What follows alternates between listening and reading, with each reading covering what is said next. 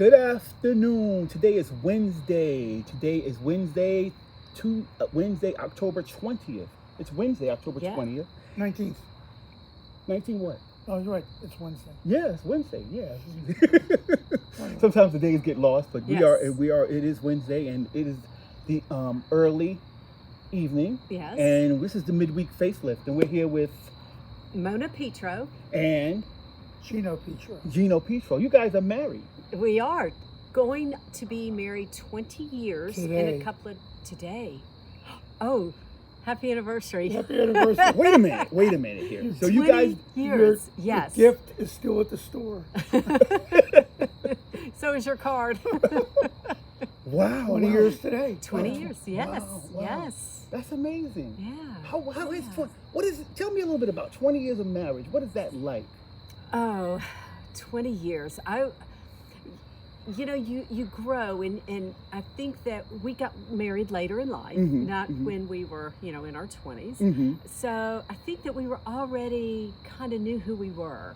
So we didn't have to go through all of those ups and downs. So I think for us, it's been very, very steady and we've become best friends. At least I think so. Wow. Yes. And Wow. yeah, so it's good. Wow.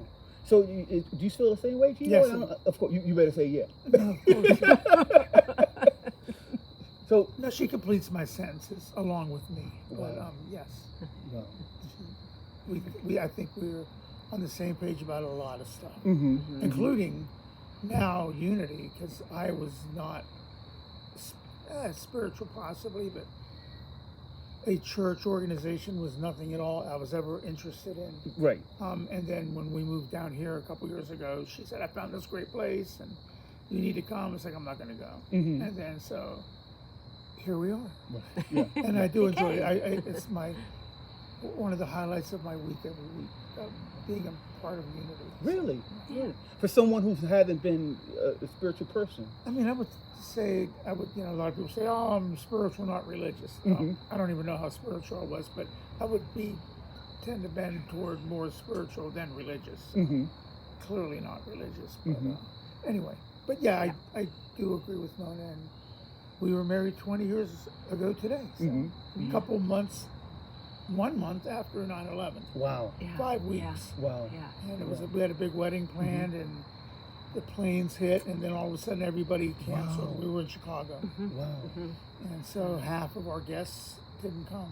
They Wow. couldn't come. They couldn't Yeah, travel. was going to be a big wedding, then it turned into just a DC small, couldn't intimate. even fly out of Washington D.C. Yeah. Wow. East So- Coast people couldn't come. So anyway, that was a long time ago. So here we sit today. Yeah. 20 years later. 20 years later.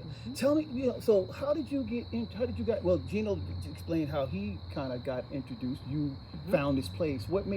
How did you find this place?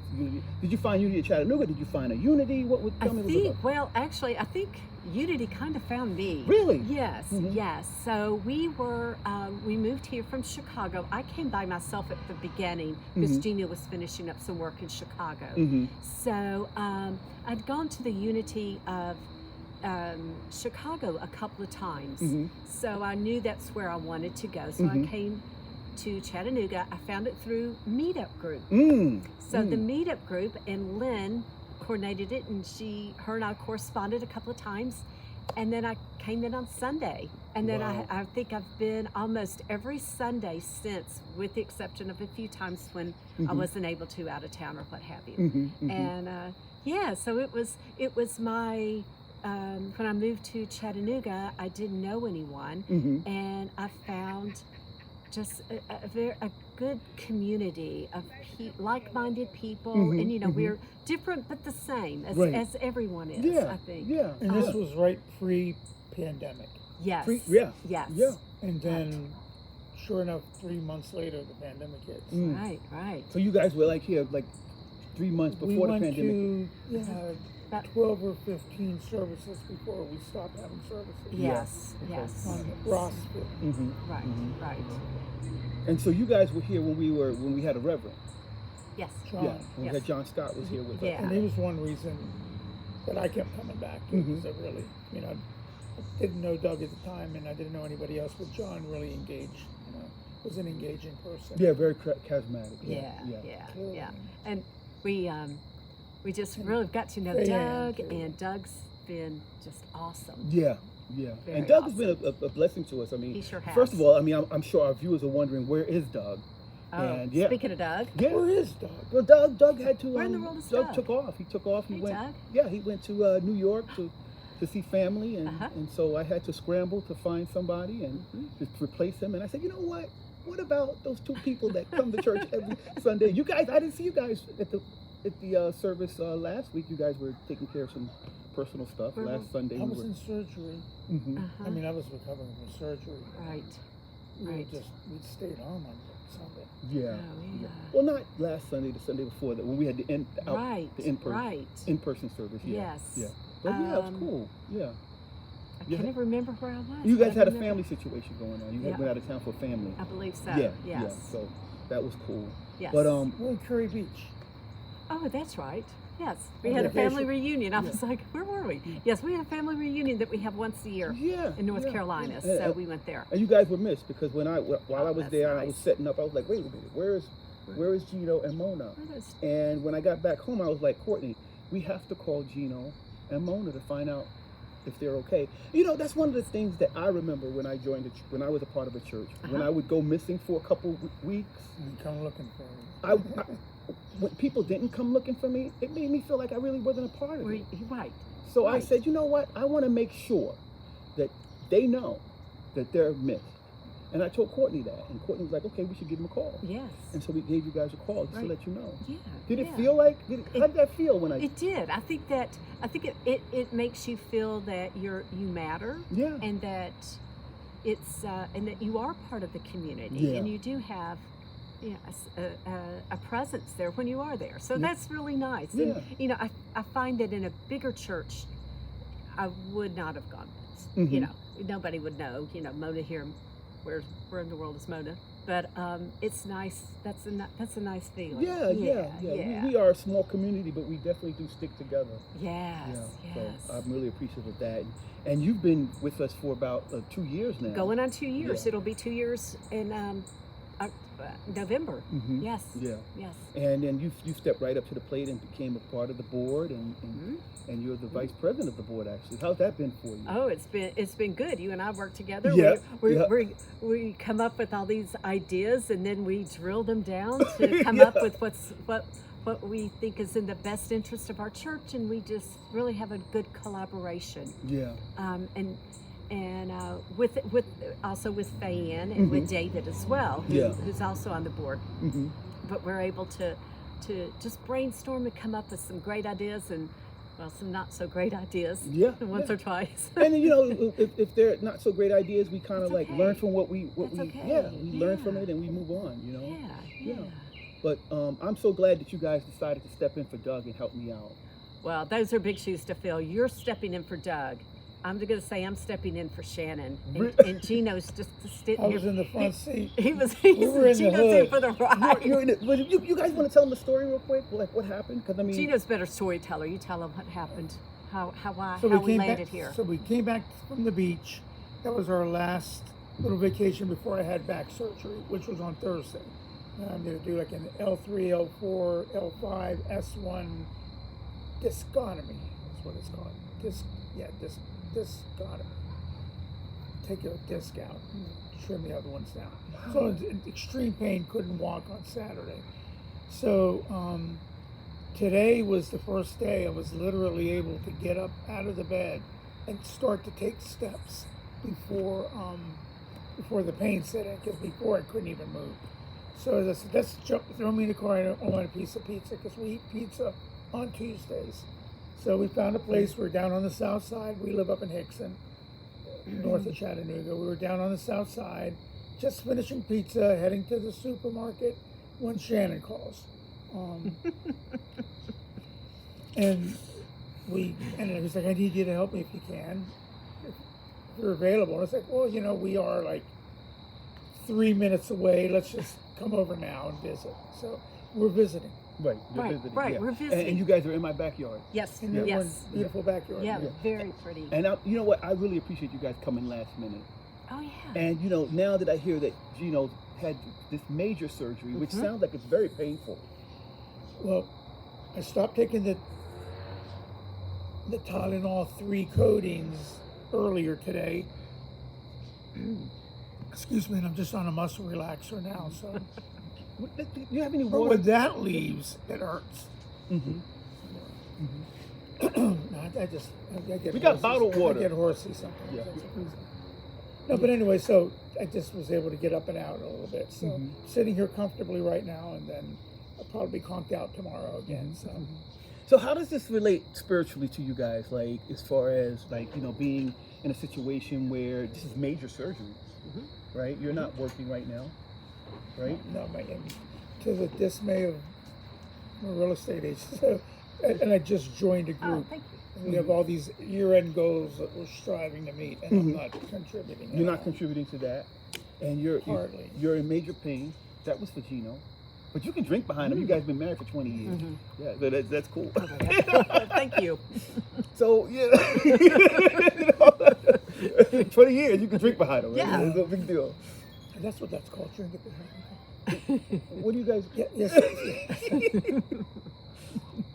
Yes. So anyway, that's so it's supposed to be. I'm not working right now, so I'm trying to do something on the laptop. But the big thing for me, and I don't mind saying this, I don't think I'm breaking anyone's anonymity except mine.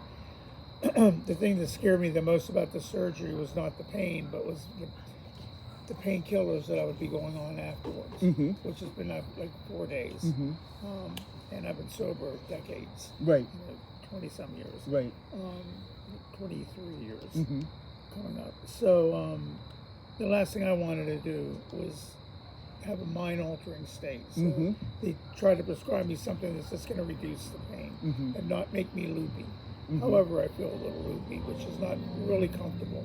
So that was one of the things. And I figured, you know what? And when you talk about coming to look for somebody, before I got sober, I had a group of people that when I went missing, they'd come look for me. Wow. And bring me back in the fold. Right. Until I got my head straight. And that's been many, many years now, so, which I'm thankful for. So what I did learn from that 12-step program is when it's an act of service, and there's like 5 different types of love. Acts of service are my love language or whatever. And if I can do something to help somebody, that's how I usually show my appreciation. Instead of I love you or hug you, I'm not a big kisser or any of that. Yeah. Not really a gift giver that much either, but more of a being of service. Anyway, that's all I have to say. Well, that's a lot. That's a lot said. You talk about the 5 love languages. That's what you're talking about. That's a spiritual book on how to maintain a positive relationship with your partner. And you're saying your love language is acts of service. Acts of service. That's wonderful. Yeah. So how is this So as far as the medical situation and Geno's recovering and this is big deal. I mean, you're in recovery. You're saying and have to take. I couldn't walk for a year without extreme pain. Every time I was over here visiting you, I could barely walk. I'm always like leaning up against something. Yeah. Couldn't walk through your backyard the last time I looked at your garden because I was like shooting pain up. That is gone because they took out what was hitting the nerve. Wow. Now I just need to recover from the actual surgery that to take the muscles apart and put them back together. So once that all heals, I'm going to be able to walk in, and I'm internally grateful.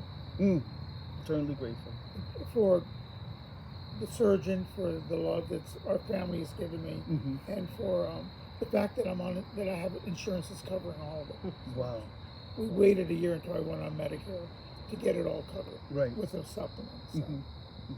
But it sounds like Geno is visioning health and wellness. Well, we have goals, so we do talk, as many people do, couples or not couples, is we talk about the future. You live for the day, but you think about the future. So we talk about what we're going to do, and we're going to go camping, we're going to go hiking, we're going to do all of this stuff that he hasn't been able to do for a while. And that's one of the things that we love to do, is to get out into nature and go we have a little motor kayaking and things like that. So we're looking forward to doing some more of our outside activities, things like that. And then our in-laws live with us, Yes. which we love. which is a wonderful extended family. Mm-hmm. That's something that you don't know how that's going to work out until it happens. And it's really cool having an extended family, which Yeah. has become more and more prevalent in this country. Mm-hmm. I know in other Yes. cultures, it's Indian, Middle Culture, Eastern, yeah. it's definitely the norm. Mm-hmm. And even Hispanic culture. Is Hispanic and Yes. Asian culture Yes. also. Yeah. Well, Yeah. our family dynamic has changed in the past, 4 months? Yeah. 4 months, and Since July, yeah, and you know, you're kind of wondering how's it going to work because you're used to being by yourself or just the two of us, and so we brought our parents in. It's just worked out wonderfully. We have My- an in-law suite downstairs. Yeah, We put yeah. a chair lift up, which Mhm. I'm using to go up and down the stairs. Mhm. One of those chairs you sit on that takes you up. Mm-hmm. so yeah, so it's And nice they help great. getting to know my parents from when I was younger, living with them, Mm-hmm. and now appreciating them more now Mhm. and getting to know who they are, Mm-hmm. because you know when you're being raised, Mm-hmm. it's a totally different dynamic. Wow. Now it's totally different than that, and Yeah. it's nice. Interesting. Yes. Very yeah. interesting to see them in that. See them differently. See them as not my parents, but as adults, humans. You know, Right. not parents, Yeah, but they're yeah, human. yeah. So so it's nice. I'm very blessed. I mean, it sounds wonderful. Although But- she still can't leave the house without her dad trying to give her money. really. yeah, my dad. We went on vacation Wow. here, take this. I said, He gives. I'm like, Dad, I don't. Fine. Bro, I'm It's so like, sweet. I'm like, yeah, like So- that's so it's nice. so yeah. nice. It's Yeah. so thoughtful. Yeah. Yeah. But I mean, I'm always like, I don't want to. I'm going to play a little bit of the devil's advocate Okay. here, and I'm going to say that these things are wonderful to have an extended family. Mhm. It's wonderful to look forward to, vacations and kayaking Mhm. and stuff like that. But there's adjustment, pain that goes along with that stuff. You know what I mean? Like when you're dealing with a person, when you're dealing with a illness, when you're dealing with having an extended family member come into your presence, a little bit. Yeah. That can be. It takes some adjustment. How did you deal with that spiritually? Is there anything that you did to kind of deal with that? Because it's just not.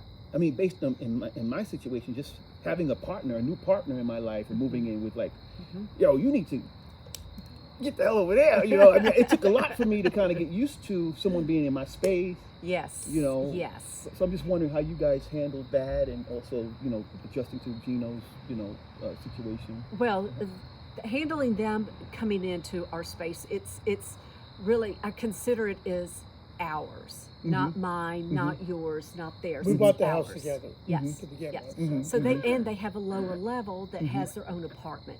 So it's not like we're all in a small dwellings together. We do each have our space, but you do have to Our own think. bathrooms, Yes, each own of us. bathrooms, everything. So but you do have to be considerate of others.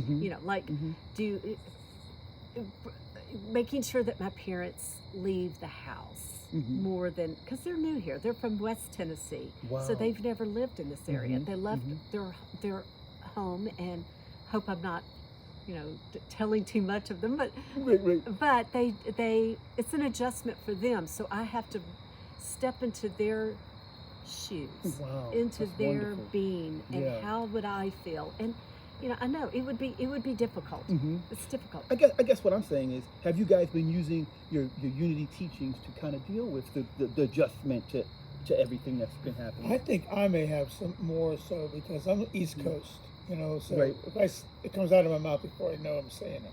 Right. And Okay. we're talking about people in their 90s years old, Right. that are my in-laws, and I've more than once in the last couple of months I've walked in and said, I apologize for what I said earlier. I didn't Okay. mean to do that. Okay. Cool. So I mean, promptly admitting When you're wrong. Right. which Right. is- Which is not easy. No. But that's a principle that we practice. Yeah. And then I'm a 12-step kind of guy also, and that's that's the sixth step. Yeah, but It's the sixth step. Yeah. Yes, yes. Admitting when you're wrong. Yeah. I had to admit that today when I was in the department store with Courtney. I said some things I shouldn't have said, and I had to say, you know what, you're right.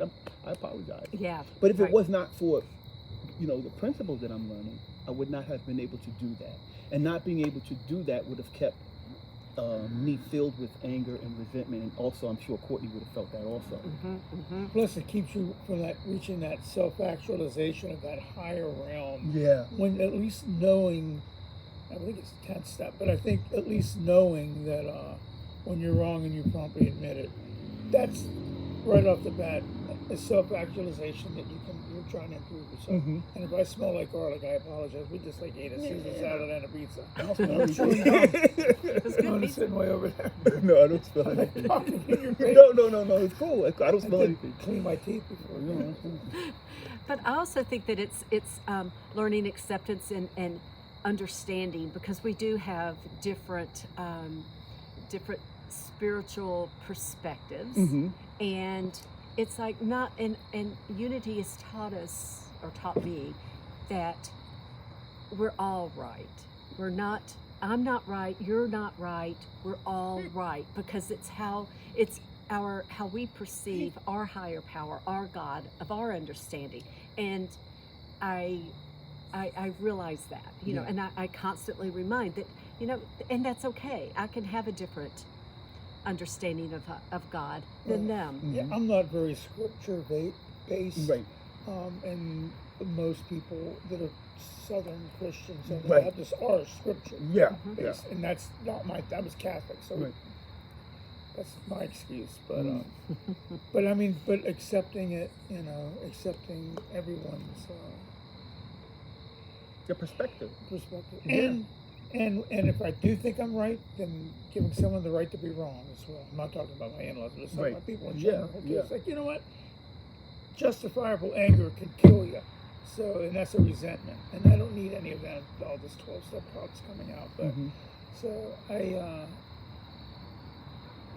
so sometimes I am right. I'm wrong a lot, but sometimes I am right. And you know what? Someone wants to be wrong, they have that right to be wrong. Yeah. I'll let them off the hook and move on, because it ruins my day more than anybody's. For me dwelling on something. So.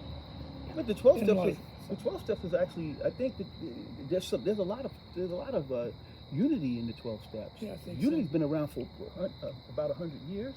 And 12 step came along, like the origin of it was like probably around the same time. Yeah. And then came to blooming, you know, and I'm not even a big book thumper. I'm Right. not even that deep in it. Right. So I've just been going to meetings Decades.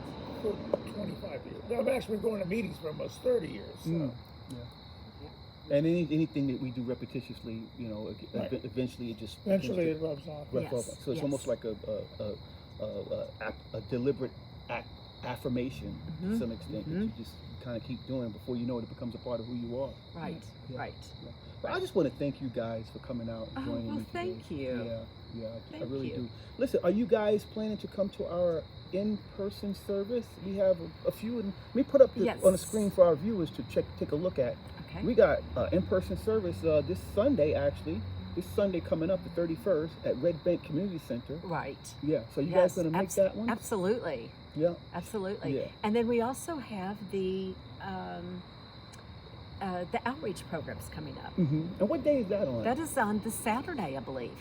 So we're So we're excited about that, and it's a gift for me, a gift to be able to reach out to people that are in need and to do what I can. And you know, I think a lot of people that are in need, that are homeless, going out and sitting with them and just sometimes having a conversation with them means so much to them. On a human level, More than, and my thought, and this is what I kind of figured it out when I lived in Chicago, which has a very large homeless population, was sometimes people just want to talk to someone that's not them or not like them, and to have a conversation and to be respected, because they need physical things, but they also need that mental and that spiritual human interaction. So I look forward to doing that every month. We do that, and I hope to make this a habit of doing this every month. Yeah, and we Or we, more. Yeah, and we were there actually last month, and you guys came out, and Yes. and we did get a chance to talk to some people, vibe with some people, and Yes. and I remember Doug having got an opportunity to pray with a woman, and we gave out some free literature, unity literature, Right. you know, and Right. I really saw that the people really appreciated the stuff that we gave them, you know. They did, and I think that they appreciated just also the conversations, Mhm. and that they are, and that they matter, Mhm. and that we all matter, and that we're all human beings. We all have the same. We're all the same. All the same. All the same, Yeah. but I know we're different, but we're the same. Yeah. It's all about that universal oneness. Yes, We also have universal oneness, Yeah, we yes. also have that Sunday service on November 28th, and we're also going to be at the Red Bank. The Red Bank Center. Community Center. Yeah. Yes, I haven't been there yet. I'm looking forward to this. Yeah, and then we have another Sunday service December 19th at Red Bank Community Center at 11 a.m. That's a candlelight service. Right. Yeah. Right. The And- candlelight. Yeah, and then Sunday, January 9th at Red Bank Community Center, we'll be there at 11 a.m. and that's going to be the Burning Bowl. I love the Burning Bowl. Have you ever been to a Burning Bowl? I did Yeah. one time. I haven't been back, Yeah. or I haven't been. I've only been one time. Yeah, one time. I Yeah. think they tried to do it online last year, and we didn't do it. Did we? Actually, did you guys come out with us to the Burning Bowl over at We last year? Was it? Didn't we do a Yes, Burning Bowl? last year we did it on Rossville Avenue. Yeah. Yes, Yeah, we and were- I then, thought that was the year before. Mm-mm. gosh, Time the time just flying. flies. Yeah. One year after the other. Yeah. I look forward to burning up all my stuff. And I call it stuff, I my know, it's shit. just Excuse me, that word. But just my letting stuff, it go, letting it all go. and send it out to, Yeah. and saying, I don't need this. I don't need this anymore. Right, Yeah. right, and it's my choice to put it in that bowl and to say bye bye. Yeah. I look forward to doing that. Yes. So I want to thank you guys again for coming. Well, thank you. Yeah. Gotta go do You, some you leave it over. Let me can I at least turn the camera off, guys? Goodbye, guys. Thank you all for coming out. Thank you. We'll talk to you guys later.